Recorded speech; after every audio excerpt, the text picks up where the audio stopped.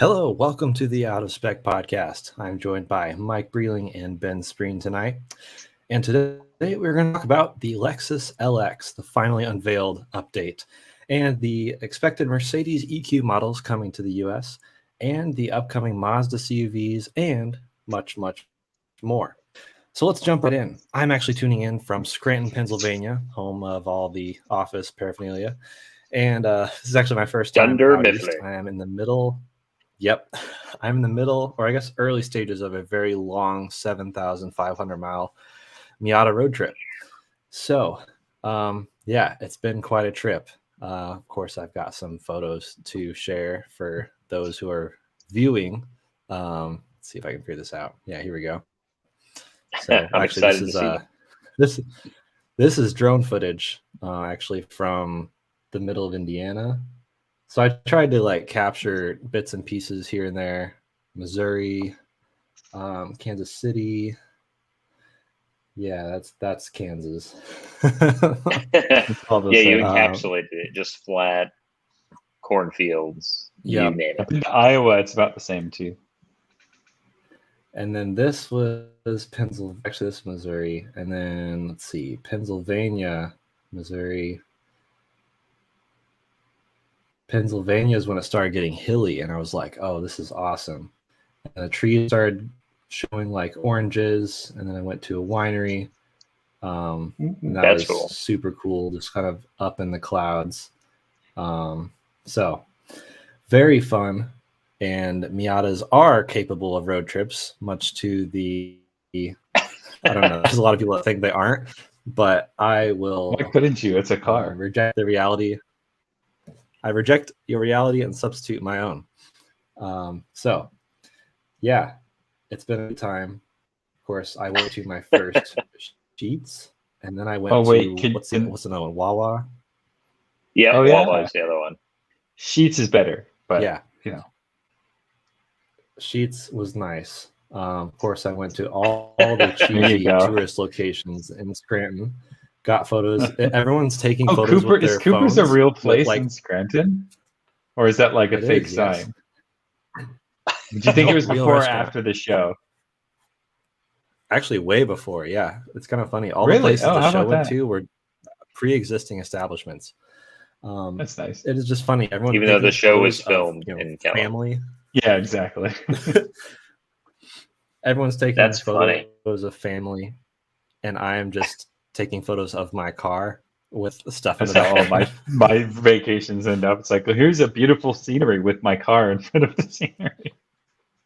Yep. Oh yeah, that's so cool. I stayed in an Airbnb in a 156-year-old home in Richmond, Indiana, population like a few hundred. So that was never heard of it.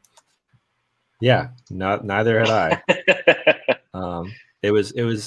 It was a like 4,000 square foot Victorian mansion with 8 fireplaces, and the husband makes stained glass and the wife makes jam, and they sell them at the farmer's market. So that's rural Indiana for you. Yeah, real Americana right there. Miata is absolutely road trippable. I should have taken a photo of everything jam-packed in my video that I'm going to post on it. But I had a lot of stuff. So good times. That's basically what I've been driving. No press cars lately, just my own car. I found out, I think my limit is about 20 hours before I have to throw my seat cushion on top of the seat. Because it's not the best seat. I will give the critics that. It's a little rough. And last thing, I stumbled upon the world's oldest geocache, which is located in Kansas. So that is. Oh wow! I don't know why. Now you just gave it away for everybody. That's where that is. If anyone's wondering. Wow. So yeah, it's funny that you mentioned road tripping a Miata. So when I owned my ND back when I lived in Memphis, Tennessee, I actually drove it from Memphis out to Asheville, North Carolina, which is probably about like 9-10 hours. So not nearly as many miles as you're doing. But I did find that the Miata was a really good road trip car.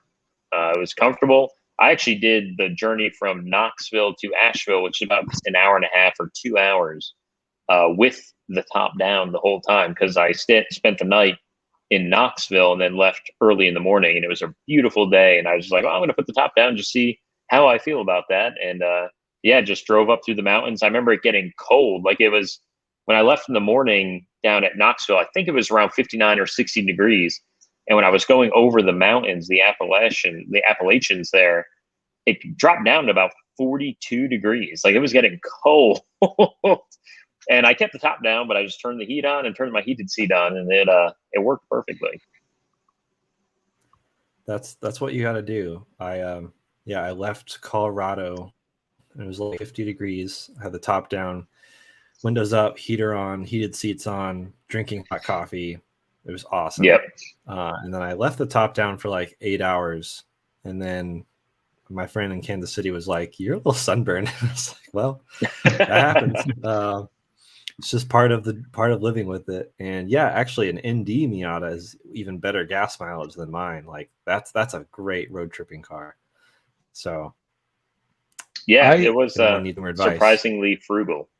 I still think like the right car for such a long trip would be something like, S-Class long wheelbase. Yeah, maybe AMG for some corners. Yeah, S65 is really hard to beat in the road trip category, I think. Well, for those who don't know, the furthest east I had previously been was Salem, Ohio, also a tiny town in Ohio on the east side. I've actually been there, and I don't remember why. I think they invented the drinking straw there, if I'm not mistaken. Nice. Although it's up for debate, but the mayor was very adamant. It was credited to them. Let me look. It's a place. That's really funny. And it was Bendy straw. I think it was Bendy straw specifically. Oh, okay. That's an important invention. Oh, but I'm sorry. It's Lisbon, Ohio. Lisbon, Ohio. Yeah. Curious. Wow. Well, I went back to the dealer and met with the original owner, who was the GM of the dealer I bought it from. So that's why I was at a GM dealer. Like, general manager at a GM dealer. Yeah. So it was a lot of fun. He was super thrilled. It was almost 2 years to the date since I had bought it and drove it back to Colorado. So this was me making its triumphant return back home. He got to see it again, see all the modifications I had done. It was a lot of fun. And his friend was there with the Ferrari F40 Ford GT40, that all the audio from Ford versus Ferrari was used on his friend's car in Salem, Ohio. So they're just putting Salem, Ohio on the map. Yeah. So it was the GT40 Sounds like that all the sound from the movie was from, which was awesome. So yeah, just random little stop. And that's when leaves started to show. And then, yeah, I got to the Northeast, and this is now the furthest east I've been. And I'm having my first Yingling. Not a Youngling. We don't want to offend Star Wars fans out there. This Yingling beer, which is one of the oldest. And yeah. I think it is the oldest brewery in the United States. I think you're right, yeah. But let's get into this car news. I would love to pick y'all's brains on the brand newly debuted Lexus LX 600, the behemoth with a grille that is effectively a ladder you could actually climb up onto the hood with. So, gentlemen, what are your thoughts on the new Luxo barge? Yeah, so Lexus, they've had the big spindle grille for a while. This is definitely a new take on it, though. In this particular guise of this picture, LX, it literally looks like it's about to just eat a Prius whenever it just walks up behind it. I like it. I love the redesign. Personally, the front end, the rear end, I think it looks great. But I'm just super excited about the interior. That's kind of a place where Lexus has always been a little nicer than Toyota in general. But this new car, this new version of the LX, seems to have taken it to a whole nother level of luxury on the inside. Finally, you get modern technology, nothing that's running off of a floppy disk or anything like that for your navigation. I think you get a full digital display now, or very close to it.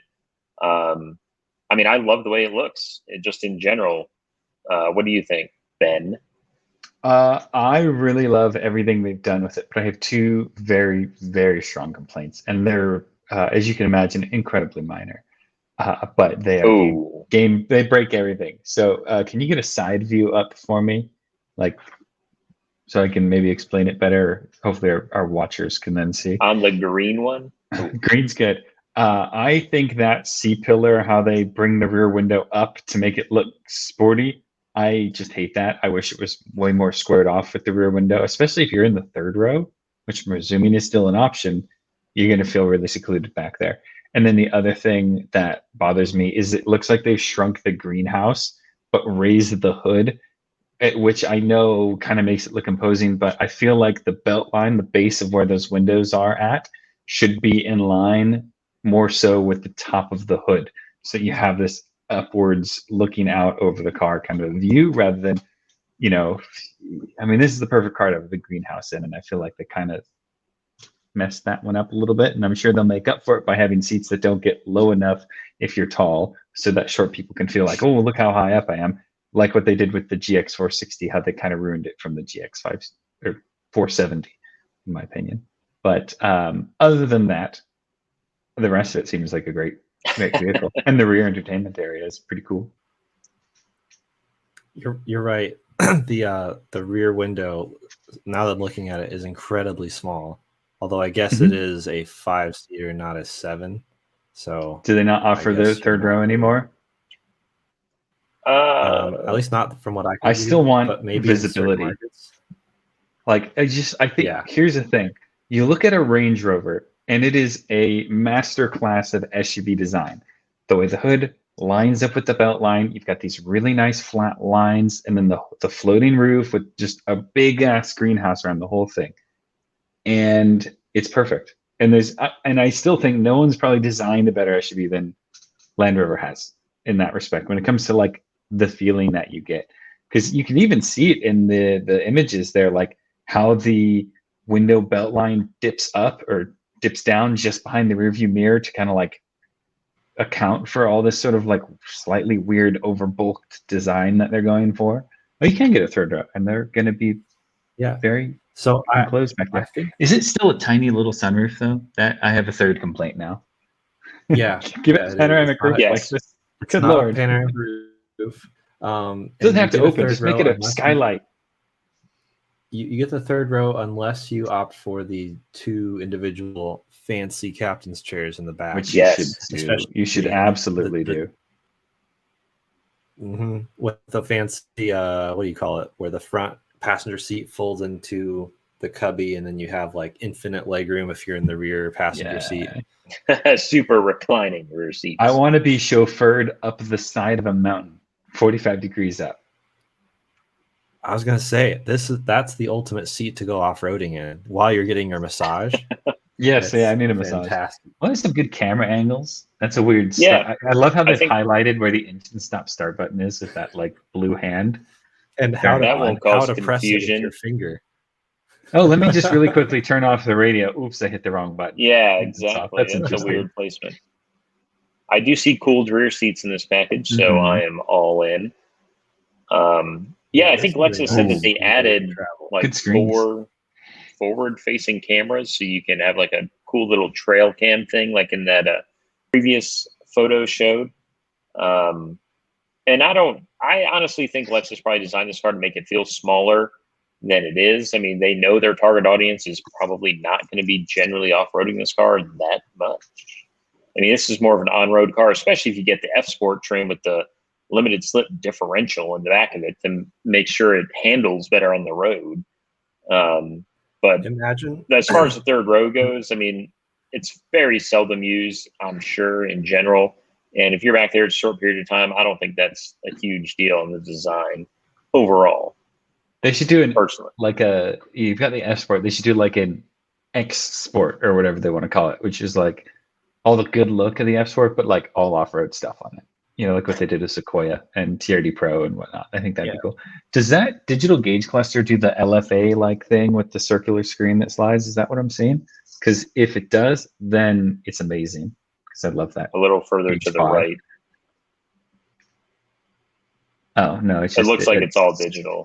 It's analog dials with like a square screen just kind of slapped in the middle from the look of it. All right. I like the analog dials. That's very, very useful, I think. I've never once felt like I needed a battery voltage gauge in my car. I'm going to be brutally honest there with that.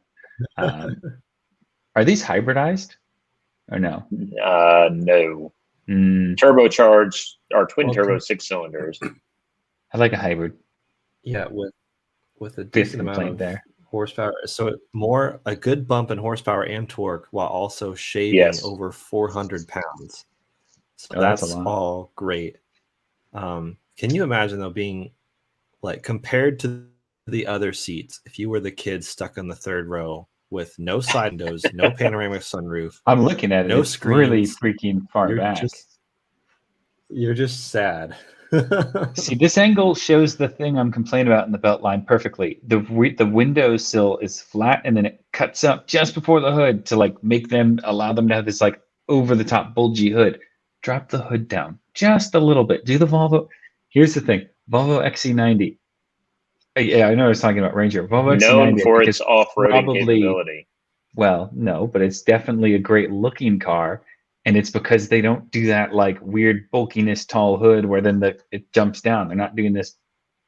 It's honest. And I think I would like to see a little more honesty, but I know this is probably just more of a, the Japanese automakers have a very specific design language they're all dealing with right now. So I guess we're just going to have to let them live that out until they get into the stately sort of, uppity vibe like you get with Volvo and Land Rover products. Well, I mean, moving past design here briefly. So little tech specs, right? So we already mentioned the twin turbo 6-cylinder. I think it's like 409 horsepower, 479 foot-pounds of torque. Pretty healthy increases over the outgoing 5.7 liter V8. Gas mileage. It also has, it also has a new 10-speed automatic transmission. That should definitely help with fuel economy. And it also, apart from the limited slip diff, it has new air suspension that automatically levels as you drive along. I believe the old one did that, but this moves faster. So you have normal, like an entry access mode, kind of like Range Rover, high 1, high 2, but apparently it moves a lot faster than the outgoing model. So you're not waiting as long, from what I understand. I'm really excited just to see it in person. I want to see how big and imposing that grille looks, because I think it's hard to get over that based off the outgoing model, because that one already set up the huge grille movement for Lexus and Toyota. I mean, you look at the new Tundra, that grille on that's probably rivaling the grille on this thing, if not bigger. I actually like the front. And it apparently keeps the same approach and power triangles as the outgoing model, which means I don't have to make fun of it for being worse off-road. Yeah. So they call the 112-inch wheelbase the golden ratio. Do you know why? I never heard that before, but I've never heard of that. Yeah. And neither have I. I can just assume it has to do with that those approacher power triangles probably, but yeah. Interesting. I really want them to hire some Swedish designers. I think they're going a little over the top with their styling, and I think they dial it back and just nip and tuck. I think they're like so close to this 10 out of 10, and they're just stuck at this like 8 out of 10 for these little things. That said, I bet it will look a little bit better in person, and I'm sure it's going to be amazing to drive, as they always will be, even with 400,000 miles. It'll probably still be great. That's sort of their trait. It's gonna be quiet and refined. And I will say I can't wait to do a highway like gas mileage test with this thing, because I feel like it's gonna be impressive, especially given the outgoing model. So I'm excited. Yeah, I think the outgoing model's been rated for 12 miles to the gallon combined or something like that. So if it's anything like even our GX gets terrible fuel economy. The only references I can find to the golden ratio between wheelbase is literally in response to this new vehicle. It's how the 1991 FJ80 inspired the 2022 Land Cruiser. I think it's a ratio of the wheelbase to the track width. So it's not like the wheelbase is perfect. It's just the ratio of its width to length. Oh. So basically Toyota did something and now they're self-proclaiming it as the best thing ever. Yeah. Pretty much, yeah. Nobody else has ever referred to it as this, but we do internally. So that's what it's called. We also have the golden number of automatic gears on our transmission. Apparently it's going to provide better grip while cornering and reducing weight overall is what that seems to do. I don't know. It's an interesting thing to talk about on a vehicle like this, I think. Yeah, they're just hyping it up. They're their own hype man. I get it. They just wanted to do something special like that, so every single auto outlet would use the word golden ratio. And here we are. We've said it like 6 times. Yeah, so I guess it's working. It's working. So I guess we can move on to Mercedes-Benz EQ, which we've talked about a bit before. We talked about the EQB, but I kind of wanted to lay out all of them together, just because there's a lot of people, myself included, who are kind of confused on the seemingly random letter terminology. But Mercedes, as a reminder, is committing to go full electric by 2030, which is a $46 billion investment between now and then. Wow. That's a lot. So the EQS is a big deal, and Kyle will be coming on the podcast soon to talk about kind of his feelings as EQS versus Model S Plaid versus Porsche Taycan versus Lucid Air. He has driven all of them recently. They're all fresh on his brain, and he wants to do a deep dive brain dump, as he called it. But in the meantime, let's look at the EQS a little bit. That is coming to the US, as well as the EQB, but not the EQA or EQC. And there's also the EQG. So how familiar are you guys with the lineup, I guess, before reading anything? I fully understand it because it just put EQ in front of whatever the car was previously called. So, do you know what the Works Q? I mean, I'm assuming E is like electric. EQ is just their electric smart thing. I mean, if you have a Mercedes with a plug-in hybrid or mild hybrid system, they call it EQ Boost. I don't know if EQ is a acronym though. Yeah, wouldn't surprise me, but it probably is. Who knows? So, 2022. I think they just made it up. Could be. So we'll be getting the rear-wheel drive and all-wheel drive variant of the EQS. The egg. Year. I think the real EQ that we need to talk about here is the Smart for 2 EQ. Get out of here. They don't sell that car in America anymore. I know, but that was the best one. I actually agree. $47 billion. So I cannot get myself to like the EQS styling. No single part of it do I like. I think it really depends on color on that car and wheel choice. So I've seen some photos of ones that I've thought have looked good. And I can't believe just how, after watching several videos on it, I can't believe how freaking big this car is. It's huge. It's so long. It's like the size of an old Cadillac DeVille or something. It's huge.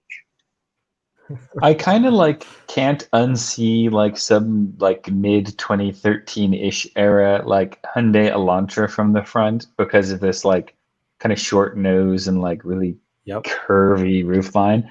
But honestly, it looks that. I know it does. It just looks like the Apple Magic Mouse to me. As I can't unsee it. It's all I see.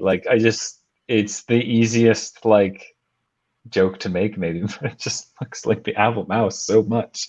Because it's got just this one curve or something. Well, that's how you get the lowest drag coefficient of a production car, I believe. I was gonna say. No, I think wheels and color matter because this one's kind of sportier looking. It doesn't look as bad as some of the others I've seen. But I think it's really, and with the size of it in person, it might look better.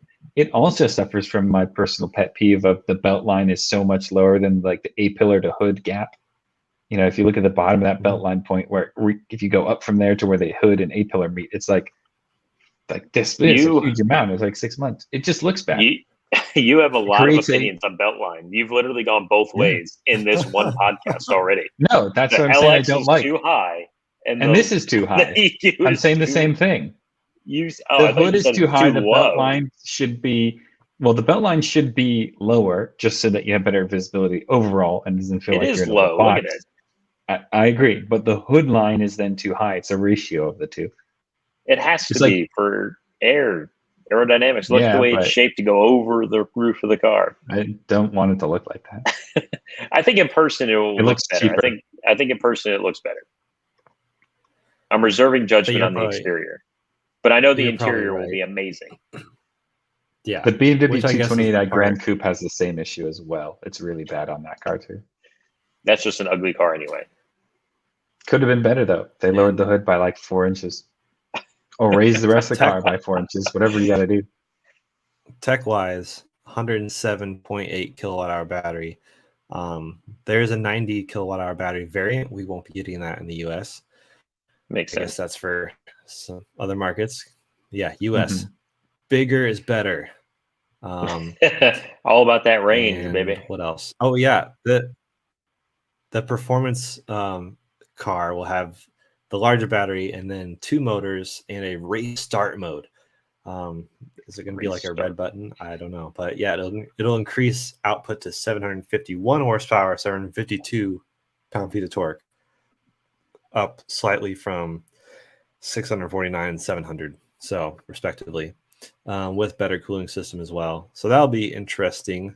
And then what I'm really intrigued by, which is not US, but the EQS will have hands-free level 3 technology supposedly next year in Germany, not in the US, which means the driver is not responsible. Like the responsibility falls to the vehicle at that point, and the driver doesn't need to pay attention, but they have to be prepared to assume control if the vehicle tells the driver, hey, wake up. I think level 3 is still like, if you crash, it's on you kind of a thing. You know, I think they're kind of going to be weird on that one for a while. I mean, it's interesting that they state the driver does not need to pay attention. That's an interesting wording. Not something that in the US we could do, because technically with Tesla's autopilot, you could almost get there with their full self-driving and all that right now. Well, they're full self-driving in quotations. Yeah. What is that one? Oh, the EQE looks great. Yeah, I agree. That one's better. And it's smaller. Yeah, smaller than the EQS. It looks smaller. It shrinks the belt line to hood height gap. Oh my god! Also, what's kind of funky about these cars I've been noticing is that the A-pillar is kind of taller than it actually is, because you can see from this angle that the glass is set downwards, and then you've got this sort of like a ridge. You know, it's like inset to the like that roof arch, which is kind of weird at the base of it. I'm sorry for anyone listening who's not looking at this car. But... Yeah, it's like a really tough thing to visualize. Imagine if you took a normal car and you moved the base of the windshield down, like you hinged it at the top, moved the base of the windshield down by like 2 inches, but you didn't change any of the rest of the structure of the car, so that just sort of like had this like ridge that ran up and kind of faded away as it went towards the top of it. It's a very strange thing. It must be an aerodynamics tweak, but I don't like it. Shocking, I know. Approve. And then, of course, the big boy, the EQG. I'm really intrigued by this one. I would love single-handedly responsible why you can't buy a V8 one going forward. But in all seriousness, I think this is probably the coolest version of the EQ by far. But why does it have a square tire on the back? Or not tire, but like where the tire used to go, it's just now a square box. Are they going to develop square spare wheels, or is that no longer a spare tire? Which is kind of a shame if it is. Maybe a cool little like backpack storage spot, but I don't know. I kind of was wondering what they're doing with that. Like it looks cool, but like tires generally are circular. Tires have been around for a long time. Yeah, I'm like, I guess that might just be a little like backpack storage bin now. I think, yeah, I mean, if it's not a spare, that's what it is. Or it's just a concept thing and we shouldn't read into it. Yeah, I like but the I like really how it's big lit up. tinsel. Yeah, I like that. They couldn't do that in the US for sure. I like the really big third brake light, center high mount stop light Chimsel up on the roof rack. Wouldn't be able to be cool. Up there either. It could be. Just they would all have to come with roof rack. Too. I don't think it has to be in the window, does it? It can be outside. I think it is here. It's just not on. It looks like it has it in both. That's interesting. Yeah, there's both. That's a running light then. I mean, this is like some graphic designer's concept, so we're like reading into it far too much. So, but yeah, it'll be great. The EQG will have 4 electric motors, so Rivian kind of style, one for each wheel, and a 2-speed gearbox. So, how many 2-speed gearboxes will it have? That's what I wonder. It has 4 independent electric motors and a 2-speed gearbox. Which motor is getting that gearbox? That's what I would like to know. Right. Just the front right. Do they mean that they're really? That's interesting. That'll be really interesting to see how they handle that. I suspect it's going to have 2-speed gearboxes. So at least on one axle, it's going to match. So they're not going to do 4 of them. Yeah, that'd be crazy. The amount of wasted space doing that. We talked about EQB before. We're not getting the EQA or the EQC, but B actually looks pretty decent too. I like that. Yeah. So yeah, I think we'll see the most EQBs and EQGs, to be honest, because I see G wagons like every freaking day. Every day. So, but I think the EQB will probably be the #1 seller, just given the price point of the EQS, because it's a $100,000 car and any halfway decent spec. So, I mean, this car should be the one that we see out there a lot. And like the Model Y was unveiled to seat up to 7, the EQB theoretically will be able to be optioned to seat 7, even though it's a small crossover, sort of. I don't understand that. You can get the B class with 7 seats, and there are not many vehicles in that size category with third row. I think it's the B class or the EQB, or what is it, GLB, right? That's what they call it. You've got GLB Discovery class. Sport, and then I have zero clue of what else is the size with third row. There is a Nissan Rogue you can get a third row in, surprisingly. Don't know why anyone ever would, but what else? Nissan Rogue. Small. Can you get like a GMC Terrain? I mean, Outlander, but that's kind of the same thing. Outlander? Did I tell you? That's bigger, I feel like. The Volvo XC60 I had, when I picked it up from Kyle, he mistakenly told me it was an XC90, and it was in the middle of the night. I had no idea. Kind of started doing my review, and then I get to the back, and I'm like, okay, now we're gonna fold up the third row, and I couldn't find it, and I realized it wasn't there. I was saying the wrong car the whole time. I had to reshoot the whole first part of that video. So these things happen. But it's an interesting note here, just saying that having the third is attractive to certain families because the third row in China is custom for important passengers, which can typically be grandparents, and the third row therefore needs to be comfortable, not an afterthought. So I'd be curious to see how it, I guess, gets put in, because the EQB was developed with Mercedes in China. So I'd love to experience that. I'd love to do a review or a comparison of the best third row. Ignore the whole rest of all the other cars.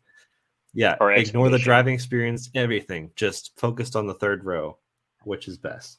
So a lot of cars won't be the second row, but not a third row. I mean, I would probably go with a minivan at that point. Best third row. Oh yeah, Pacifica done. Carnival. Yeah, I was gonna say new. Yeah, or the Carnival. Oh, yeah. Carnival is probably good too. Even though I always want to say Carnival, but Carnival.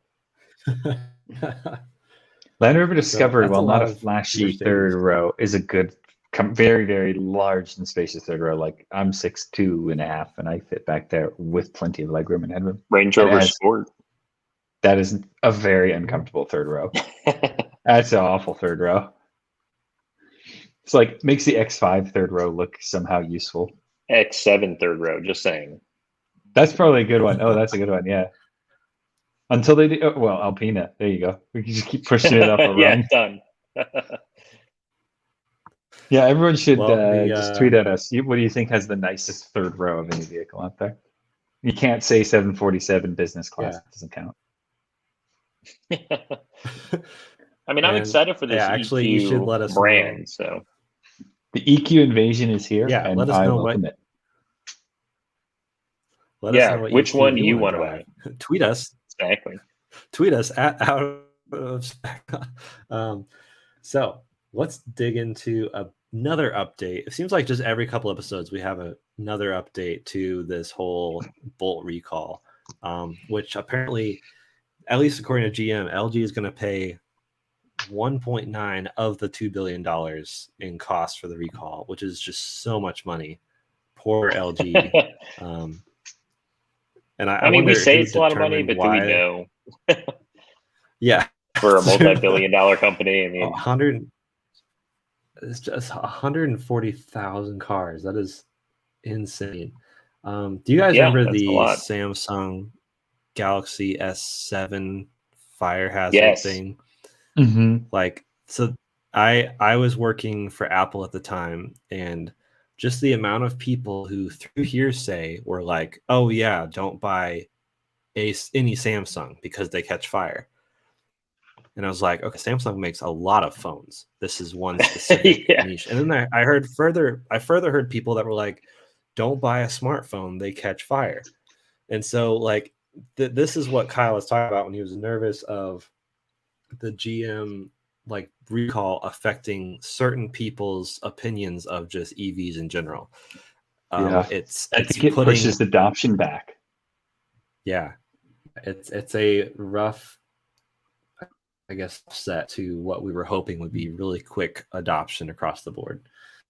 So that's so it's just so hard to read all this. Yeah, I mean, it's a big black eye on EVs. I mean, like we just mentioned, it's definitely going to push a lot of people back from buying one.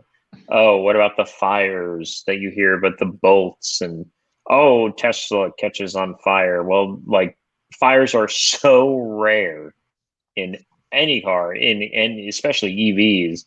Unfortunately, you only hear about the glamorized ones that hit the news cycle, and then of course with this recall, I mean, just about every single bolt has to be recalled. So that's a huge, definitely a huge detractor to a lot of people for the next probably 5 to 10 years, I would imagine.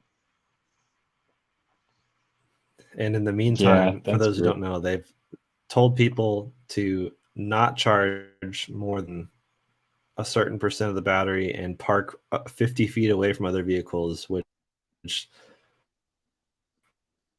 I'm a better in like nose speed section of a Walmart parking lot, but yeah.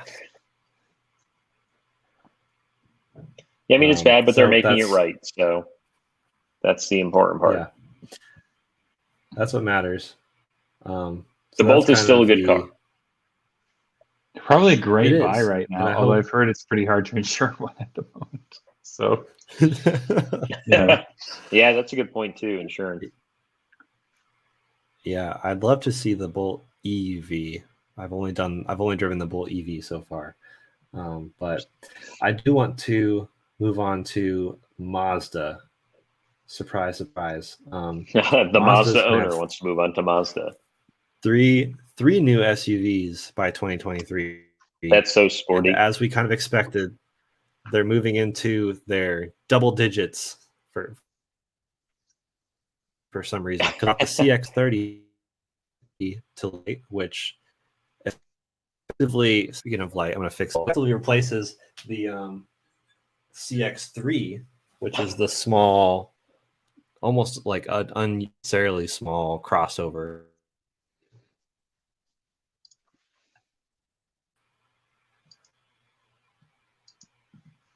I think we may have lost you briefly there. Oh my. Yeah, the light started flickering, and then all of a sudden, going haywire in this house. It's a haunted network connection.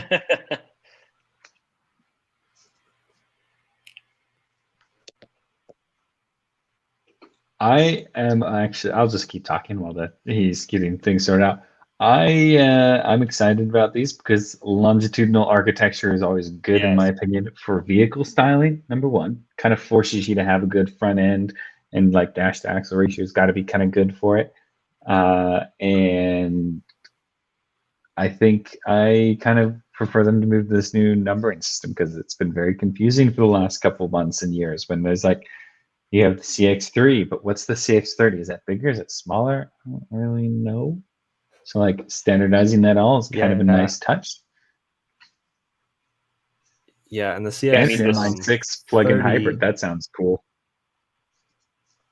And the CX30 has the same platform as the MX30, which we complained about last week. Not about its look. And what's interesting is the CX50 is also sharing that platform. So it's just, which is a different number. It's not a 30 like the MX30 and the CX30. So it's just all sorts of confusing. Meanwhile, they will still sell the CX5 alongside the CX50 for some reason. They're also is the CX50 about the same size? Because it's a 2-row, and then they have a CX70 2-row. Is one just a bigger 2-row? I guess. And we're getting to like Benza 2-row sort of a thing.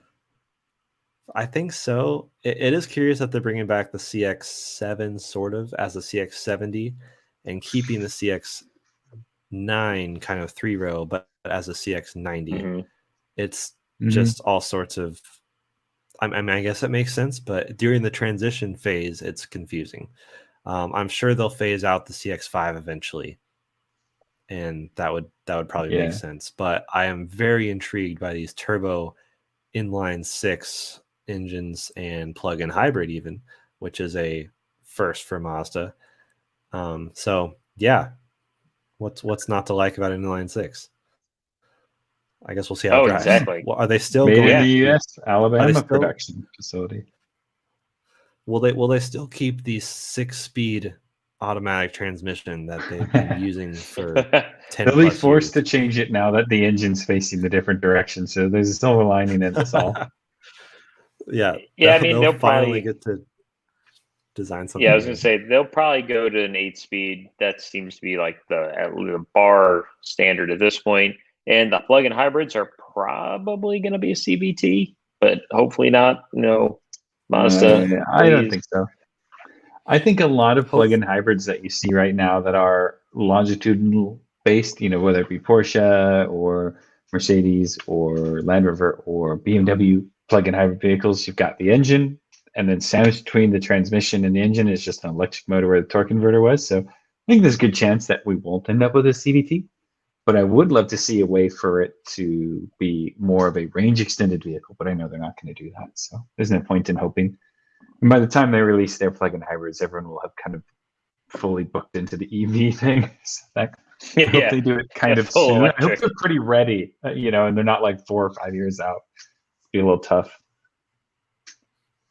That's just so many, though, because I mean, MX30 is initially, I think, California only, but once it's range extended variant comes, I think it'll be for the whole US, and probably the MX30 will be for the whole US. So we'll have MX30, CX30, CX50, CX5, CX70, and CX90. Is that a new record for number of SUVs? For Mazda, basically all SUVs, but hey, that's what the American market demands. I mean, there's going to be that amazing Mazda 6 rear-wheel drive platform. That's going to be a cool car, I think. No one will buy it, unfortunately. I think, and they'll discontinue it probably after 2 years. They already don't collectible. Yeah, exactly. But someone will. They'll discontinue it, and then people will complain, but they're going to discontinue it. But then, if they don't discontinue it, it won't sell. That's just kind of a circular argument that keeps happening. But this has got to be at least percentage-wise, CUVs versus everything else. Because it's basically CUVs and hatchbacks, and then a Mazda 3 sedan and a Miata. That's their entire lineup. So pretty intriguing. And it's funny with the CUVs because, I mean, even the CX30 actually has less storage space than the Mazda 3 hatch, I know. which is just really funny. So, and didn't drive as well. I don't know if we mentioned this before, but the CX-30, when Kyle really hooned it up a canyon, we could tell that the all-wheel drive, like the differential was really making a weird noise. It was like it wasn't designed to actually be driven hard, which maybe makes sense. But the Mazda 3 all-wheel drive turbo was fine with the same type of driving. So it could have had to do with the fact that it was like meant to be lifted and more off-road, not like performance driven. I don't know. I would love to drive all these. And even though I'm a Mazda fan, but at the same time, the CX-30 was actually fairly disappointing compared to some other cars in the segment. Like if it was my own money, I'd probably choose a Venza over the CX-30, honestly. They're not quite the same size, but it's the CX-30 just lacked certain technology, and the 6-speed automatic it did feel a bit aged. It just felt like it was lagging behind a bit. So hopefully the all new powertrain will bring a whole new experience. We'll find out.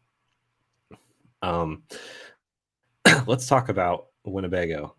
Kyle has one, although not the traditional. Kyle has a Winnebago converted Mercedes Sprinter, the Winnebago Revel, but this is Winnebago's actual campers. And I know it's not typical car talk, but I did want to bring this up, especially on Kyle's behalf, just because I feel like he would love this thing. Like I could actually, for some reason, see him towing this behind his Revel. Just it's adorable.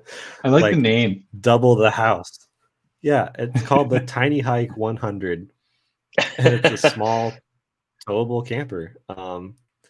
And it's only. Well, I was a bit confused by the specs as far as weight, because I think the weight was dry weight of 2,700 pounds, but the GVWR was 4,200 pounds. We can put a lot in there. I mean, it's empty versus loaded, maximum loaded. So so even maximum loaded, that's still almost like most decent SUVs can tow this. Almost any truck will tow this.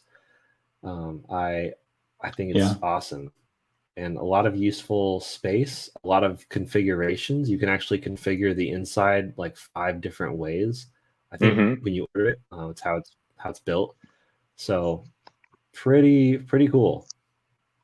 Yeah, what's funny is last night I actually showed Ben this. I was reading. I was like, "Oh, Ben, look at this new little cute trailer that Winnebago just announced." So it's like that'd be perfect to tow behind the GX for our trip that we want to take. That's all off road. That would be, because it's designed to do that. Like you could put like solar panels or something on it. Like you can customize this thing pretty extensively, from what I understand. I think it's a great idea, and they're probably going to sell like a zillion of these things just because of the size. And like you said, Jordan, almost anything, any decent truck or SUV can tow it. I mean, I think even the new Maverick could probably tow it, to be honest, with the 2-liter turbo. Yeah, it could. So I mean, that's it's pretty impressive. And look at that spec right there, though. I don't know if I can actually sleep on the bed. I don't know how wide the trailer is, but Ben definitely wouldn't be able to. I don't know, maybe, but with the pillows like that. I thought they said that's a good it was 7 feet wide. Oh yeah, then that'll be fine. Just it's probably exterior width. I'm guessing it's a queen mattress then. Queen or probably full, yeah. But good spec. I mean, 31-gallon freshwater tank comes with a solar panel as standard. You can add on another solar panel. That's cool. It's got tool compatible roof rack system. It's well designed, well spec'd. I think a lot of people are going to like it. It seems very functional. And again, multiple floor plans, different customizing. I can't, when this configurator is live, we're going to configure one on the podcast, guaranteed. There's something I'm just reading here that's really cool. Is they have what they call a batwing awning, which is popular with overlanders, but it's an awning that rotates and wraps around basically, not just one side, but presumably about 3 sides of it, because it says it provides you 200 square feet of covered space outside, which is actually a lot. That would be really nice on a rough day if it's like really hot and sunny or kind of rainy. That's I think often overlooked because you don't want to spend all your time in the trailer. You might want to just be outside, but in some form of shelter. Between the outside covered space and the inside, that's about the size of my first apartment. This is real. Look, there it is, man. A 4Runner or a Prado, either way. The most affordable camper van.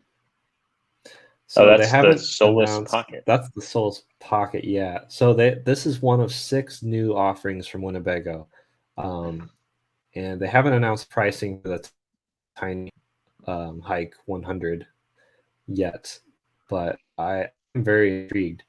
They even have let's see,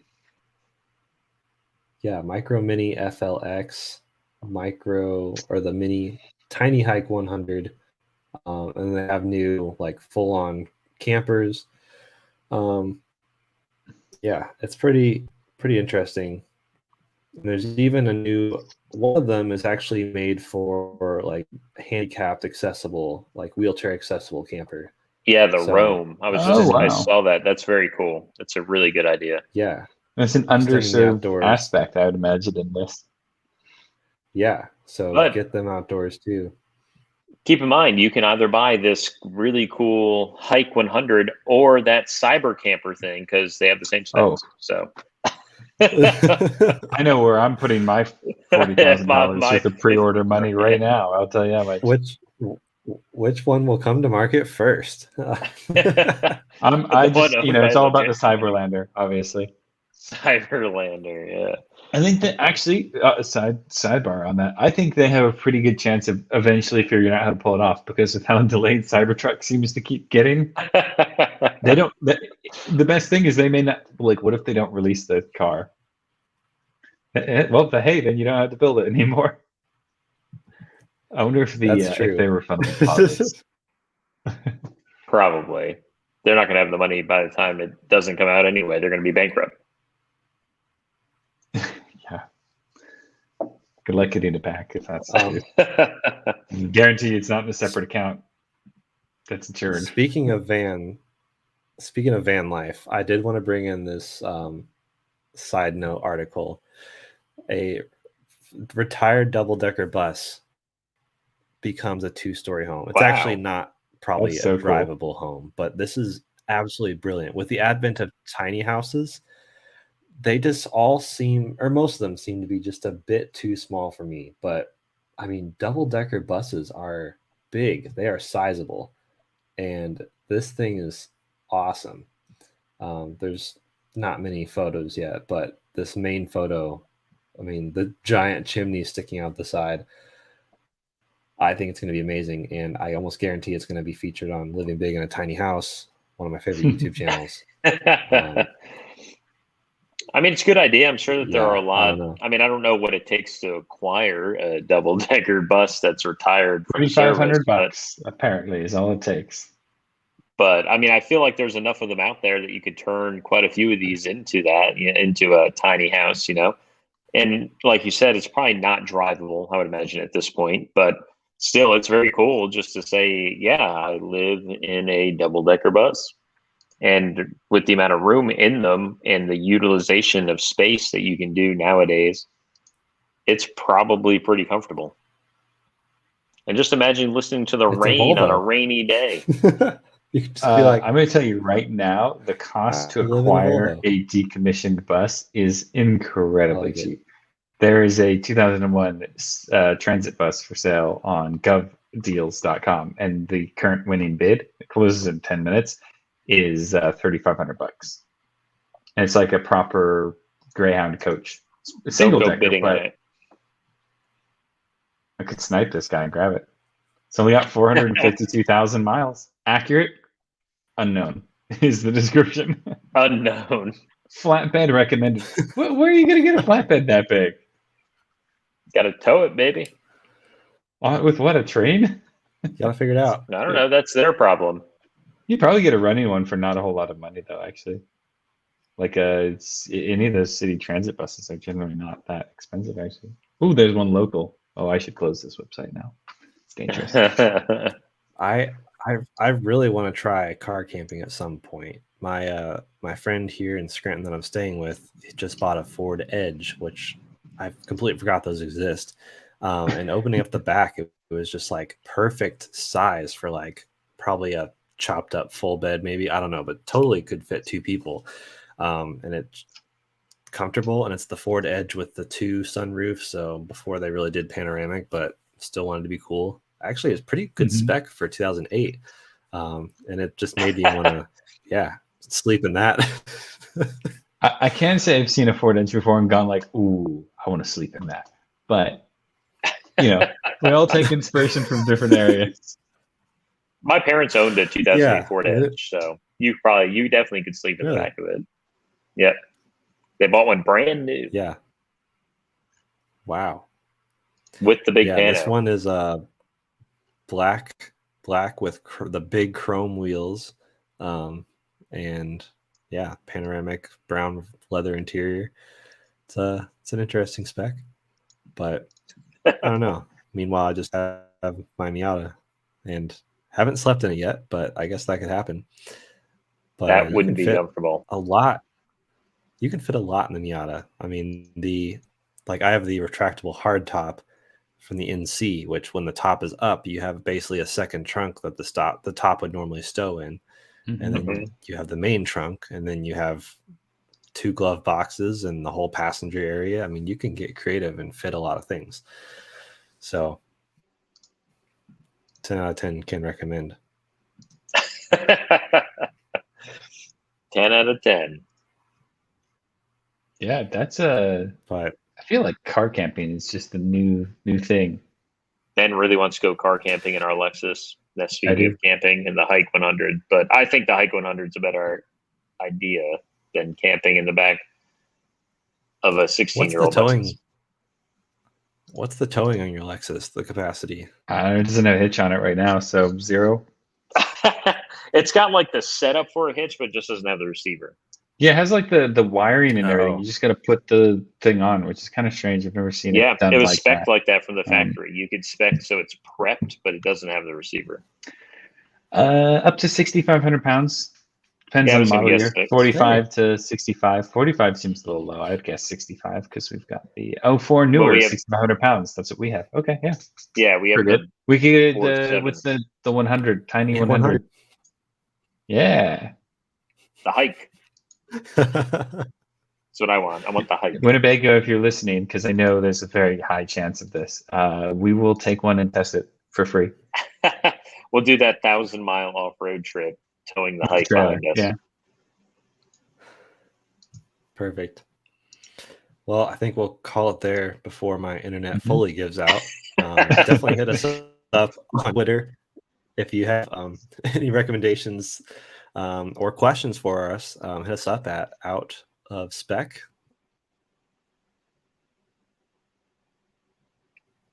Oh, no. That's pretty bad. Well, I'm and then my Twitter is. Oh, this is the mess. Yes, there you go. Well. Take it away. That one's me. Then the Benji_OOS. I am Jordan_Schieffer, and I will have better internet next episode. So we will see you then with better internet. Take care. We also have an out of